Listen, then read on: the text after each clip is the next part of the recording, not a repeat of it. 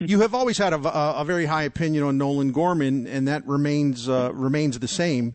Tell us, in your view, where Gorman is and how close he is to the majors. I think he's ready, actually. Now, whether they choose to give him a job or not may come down to a couple of different things, who else they have, whether they want to start a service time clock, what the terms of the new CBA will be. We don't know. I think, though, that he could step in right now and be their second baseman. I think he might be their best option. I was just looking at their depth chart earlier today when I was working on their team report, and I'm not sure I would take anyone else over him, actually. And a lot of it comes down to he made great strides last year. This was a kid who always had huge power, could always hit the ball hard, but his approach wasn't great. He would swing at a lot of pitches. He would swing too many pitches. He would often swing uphill too much, as if he was trying to force that power instead of let the fact that he just has natural power come through. Hit first, the power will come. Last year he did that. Strikeouts were down, walks were up, at-bats were better, all the while really learning a new position at second base. And I don't think he's great there yet, but I think he can certainly play it. And with the kind of power he has, that's really an impact player. You know, his splits jump out at you as we would expect they would. He's got that really, really nice left-hand swing that has gotten better, as you just alluded to. And, of course, he just destroys right-handed pitching. It'll be a challenge to adjust to the major league level. I guess one question I have, I'm being greedy. Do you see him as a guy who will eventually get to the point where he does a good job, maybe better job than good against left-handed pitching? He hasn't seen a lot of it. And if he were a college product, I would feel very differently about it. Also, if he were a guy who weren't making a lot of other progress, right? When a guy makes progress in one area of his game, it makes me feel more confident saying, well, he'll continue to make progress in other areas. He's showing aptitude to learn. He is showing physical and mental ability to make adjustments. He's done a lot of that. And I do think a lot, what is often true of players who are drafted out of high school, and this would also be true really of players signed internationally, who are left-handed hitters, they just haven't seen a lot of good left-handers too. And so I think that can come later. I feel like I'm almost sort of quoting Bill James here, something he might have said 20 or so years ago, that if a guy can do all the other things, and you see the athleticism, the ability to make adjustments, they may just need more time facing lefties that they're not getting in the minors, but they will get it when they get to the majors, because obviously every other team's going to throw lefties at them. Gorman's going to come up and he's going to see more lefties than he's ever seen in his life, and they'll be better lefties, and he'll have to make that adjustment. But my aggressive ranking of him is saying that I think he can do it. I think he can make those changes because he's already shown he can do so much to improve his approach. And to use your term, you have a pretty aggressive ranking on Jordan Walker, who's 20 years old, and he's not all that far down the list from where Gorman is, and I'll just say Gorman's 17th. And I got to tell you, Keith, I've never seen Jordan Walker. I've seen some video, but this old baseball geezer here is really excited by what this guy appears to be. And what is your enthusiasm level for him? It's just he did some great things at a very young age so far in his pro career, and it looks like he has a chance to be special. And perhaps I'm being a little overly enthusiastic. But tell us what you think. No, you're not. You're not. He's just – and look, some people, a couple Cardinals fans said to me, why isn't he number one on the list? Because what he did last year was pretty special, right? I remember speaking to the late Charles Peterson, the area scout who drafted him. 2 months after the draft, Charles died of COVID. So he'll never get to see Jordan Walker become a star in the big leagues. But he even said, look, this kid's one of the best athletes I've ever scouted, ever signed. We're going to see how he hits, right? He was a kid from a bit rural Georgia. He played multiple sports. He doesn't have the experience of a lot of the best high school prospects we've seen come out of Georgia. And then Jordan kind of surprised us all with this really advanced feel for the strike zone. He just outclassed low-A pitching. He was so good there. I think the Cardinals had to move him up. And then he faced some more challenges, but continued to fare very well for a 19-year-old high school product who not faced the same amount of high-caliber competition that many of his peers had. And when you add to that how athletic he is, the fact that he's already done so well, he's just more advanced than we thought. Honestly, probably should have been top 10 pick in his draft class. I think if anybody realized how advanced he was as a hitter. Maybe if they'd had a full spring instead of that was the spring that was canceled when the pandemic started, maybe he would have been. But I think the Cardinals have got to be over the moon about him. He's just, right, he's an A-ball, and he's 19, and a lot can happen between there and Broadway, so to speak. So I think there'll be challenges. He will hit a roadblock at some point, and this can go a lot of different ways. I just see crazy upside there. I think he's going to end up in right field. I think he's going to probably hit 25 to 30 homers, and there's a chance he could be somebody who's a top 5 player in the league if he hits his best case scenario. Hey, that's a heck of a pick, as you know. Well, as you know for sure, 21st overall in 2020. I mean, that's a good one. So we'll see what happens with. And so you do, and I've always wondered that, or I do wonder that where he will wind up playing in the field. He's a big guy. You naturally think a corner infield, but you think he'll be in a corner outfield position. You said right field, but look, if he hits the way that he potentially can, I don't think the Cardinals are going to worry about where to play him. No one's going to care. Nope. Yeah. Well, he's not good at third base, and he's a big boy, and he's going to be bigger. He's going to get really big, and so I'm not saying in a bad way. I'm saying when he gets to adult, full manhood. Right, we typically think of players who are 18, 19, 20 in baseball terms. They're immature, right? They still have so much growth ahead of them. Occasionally they get taller. They all put on 15, 20, 30 pounds of muscle. Jordan's got a lot of room to add muscle. He's going to be very big for an infielder. And at that point, if you have to move him off third base, even if you didn't already have Brooks Robinson there in St. Louis, what are the possible positions? Well, Walker's a really good athlete. It would be wasted to put him at first base. He's got the arm. He's got the potential range. I think he'd be very good in right field. It might just be easy for them to do that sooner, saying we've got third base covered. There's no point continuing to develop him as a third baseman. We'd rather just move him to a position he's more likely to be able to play for us when he gets to the major leagues. Another Cardinals prospect that you've been positive on, even when he had some bumps in his development, because the Cardinals have been really aggressive as far as their placement of him in the minor leagues, and I'm talking about Matthew Liberatore, who they got in, of course, the trade that John Mozeliak's got to hear about all the time. Bill DeWitt, too, the trade that sent Randy Arozarena to Tampa Bay. I've always said I can't judge the trade until we see exactly what they got in Liberatore, and he really made a major move, roughly second half last season. It sort of came together for him. So what I know you think highly of him, but tell us how far along he is and what kind of progress he's made. I think you'll see him in the big leagues at some point this year. I don't think he's as ready as Gorman is. Like I said, I thought Gorman could, in theory, be the opening day second baseman. I wouldn't put Liberatore in the opening day rotation. I'll put it that way. Now, if they decided he can help us in a swing or long relief role out of the bullpen, and that might be best for his development, sure. I think he could do that. He'll show you 4 pitches. I really like what they've done with his delivery. I think he's going to continue to throw more and better strikes. We're seeing improvement kind of across the board in the repertoire. He's still fairly young. He and Gorman were in the same draft class.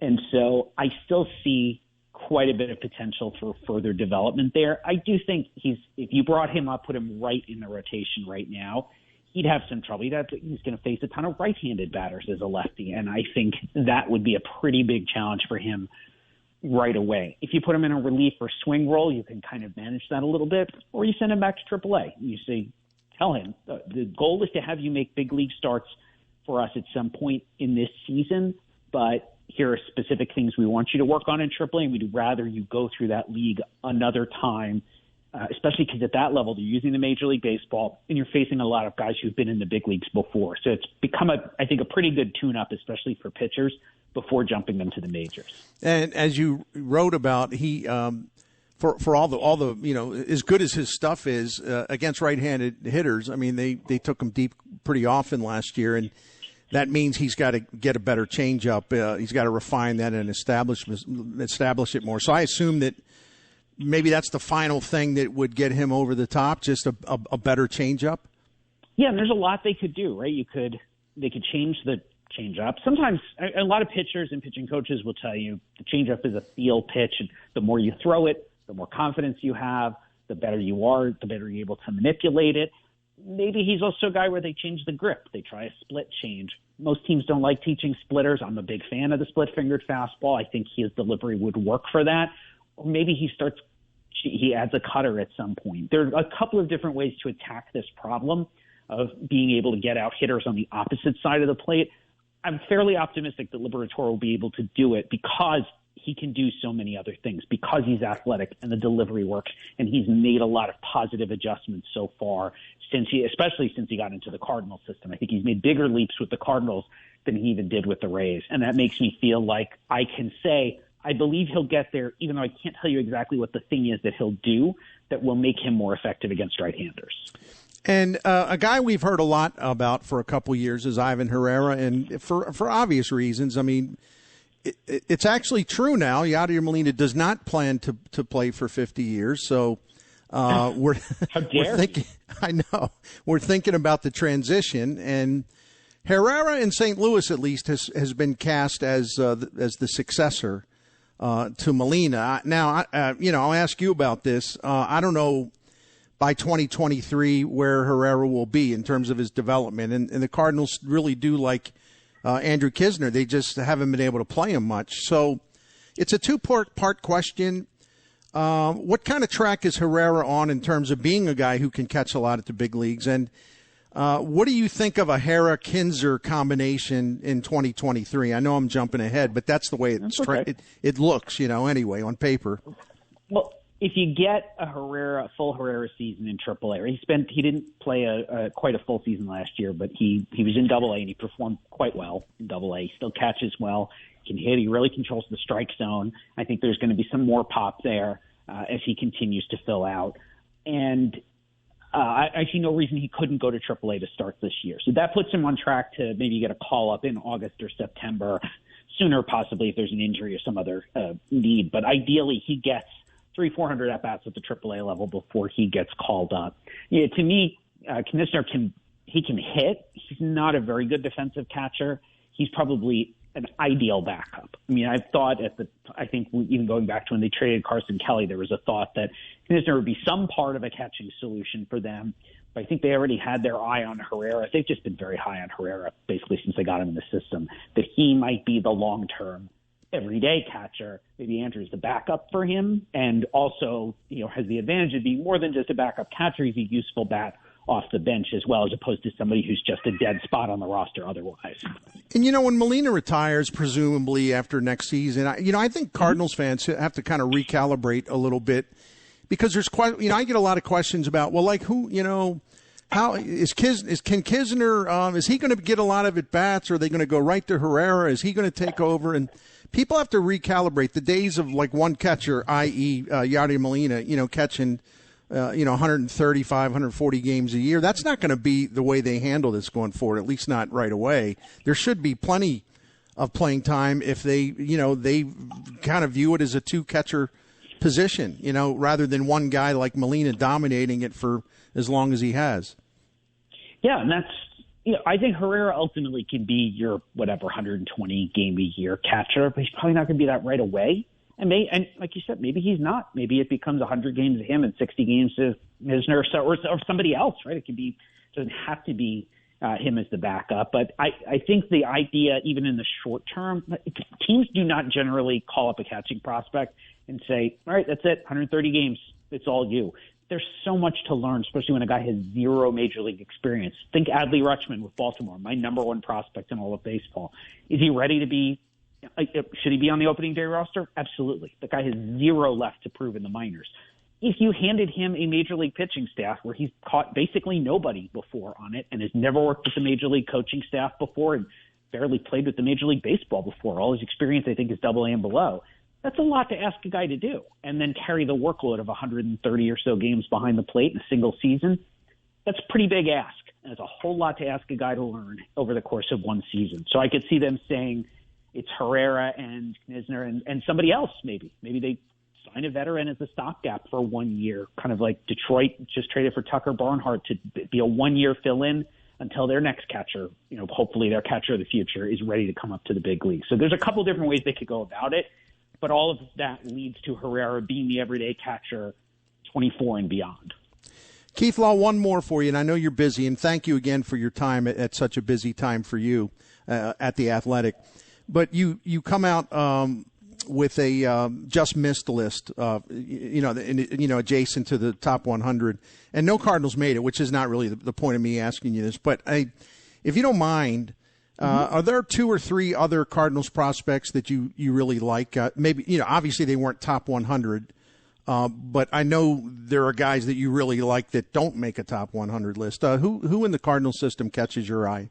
Oh, sure. For example, Josh Baez, who was actually their second-round pick, but I think the best player they took in the draft last year. He's an outfielder from a New England, a Boston area prep school, and he is tooled out. It's big power. He's got a huge arm. There's just some swing and miss there, and we're going to have to see. New England high school kid. They can't all be Mike Trout. I guess he was Jersey, not technically New England. But the point stands, these cold weather kids, often you just don't know how advanced they are as hitters until you actually get them out into pro ball and then start to see them against better quality competition. I do like him. I would really like to see what happens with Tink Hence if he gets healthy and manages to throw a full season this year. He's one of the most interesting, most athletic guys they have in the system. But he threw 8 innings last year. And I will just throw in a plug. Zach Thompson, I know people probably look and say, this guy is 7 ERA last year. What the heck is he? That guy was unbelievable stuff-wise when I saw him in fall league. And maybe that was just too big of a jump for him. Maybe he goes back there this year. It's not stuff.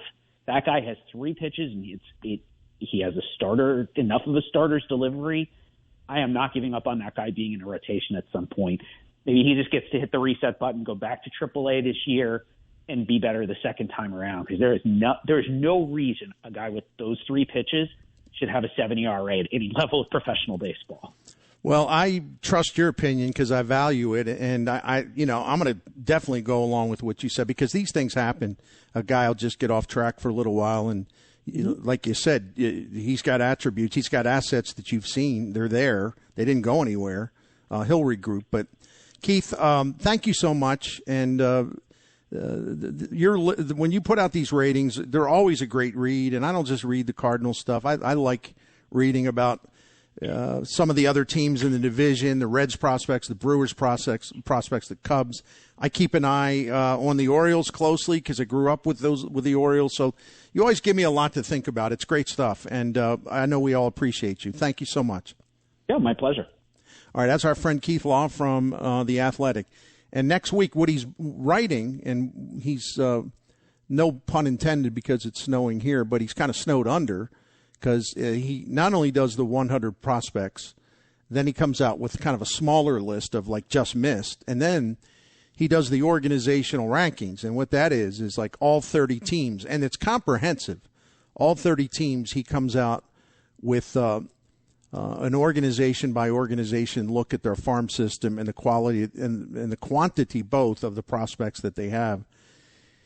And I forget where the Cardinals were last year, but they had actually moved up. I thought that they were spotted well because they had graduated quite a bit of talent to the major leagues in the 3-4 plus years leading into last year's ratings. And so I don't know where they'll be when he puts that out, I think next week. But my goodness, with Gorman and Walker and Liberatore and Herrera and Baez and Hence and Thompson, some of the other guys he really likes, I would think they'd be okay. And even if they're middle of the pack, that's okay because you have to kind of you have to sort of refill your farm system. You can be really high there for a while with a really large number of pretty good prospects or great prospects even, but eventually they move on. You either trade them or they come to your team at the major league level, and then you got to restock. And I think they're doing a good job of that. And I think Randy Flores has done a heck of a job as the guy in charge of their scouting and drafting. And Jim Hewer, I want to bring you in, my friend. I mean, for years and years and years and years, of course, the Cardinals were known for spotting pitching, scouting and spotting pitching to draft.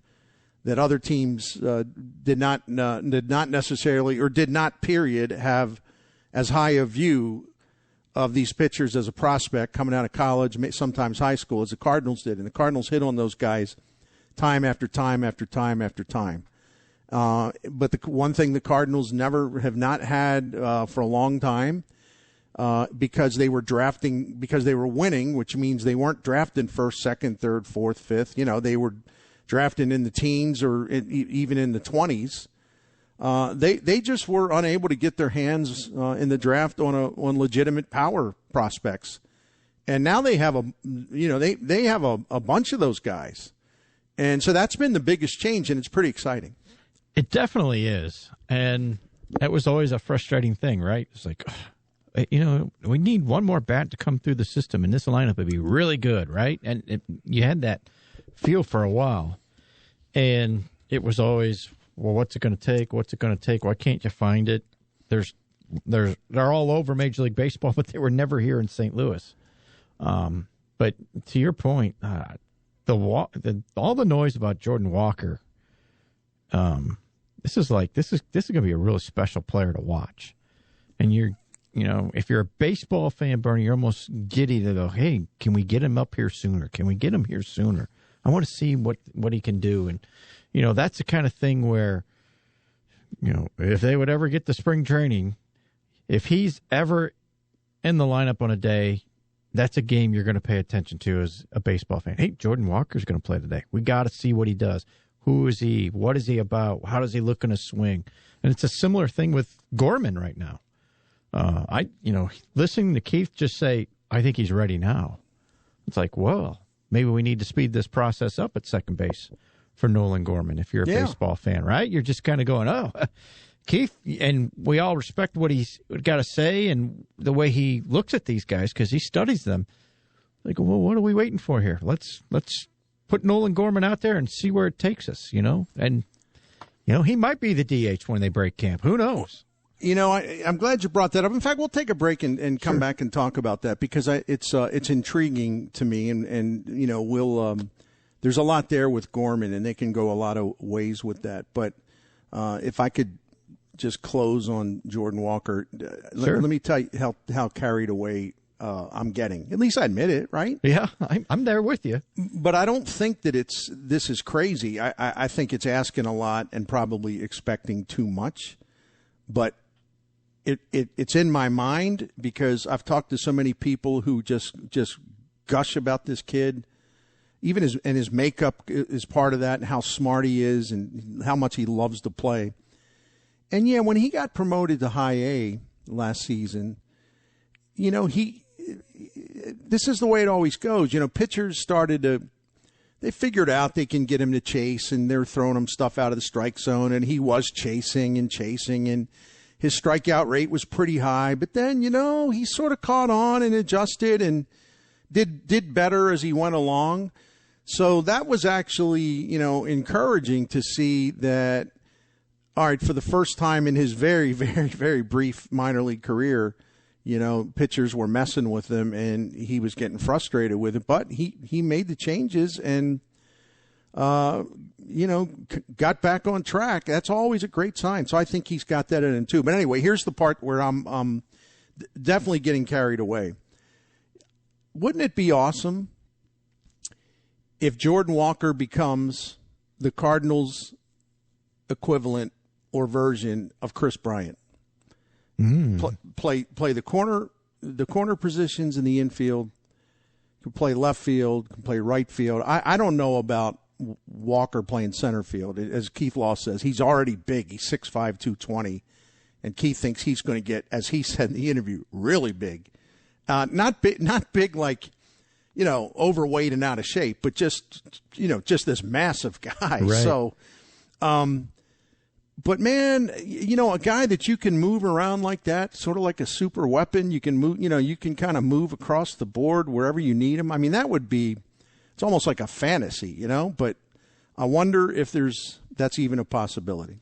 Because he is athletic. He is athletic. He's not a stiff. Yeah, that's intriguing. I never thought of it that way until you just started bringing it up. But yeah, that's interesting. So yeah, that's right. Look, can we get this CBA figured out? So I was going to say, we're actually assuming there's going to be a season. I'm sure there will, but it's just a damn shame. So what else is new? I'm not going to rant and rave about that today. I get about. Well, Bob Nightingale, he can fill in as a pinch hitter about like ripping Rob Manfred and everybody. So there you go. Hey, when we come back, though, I want to talk more about Nolan Gorman, as Jim Hewer kind of suggested, or he led me into it.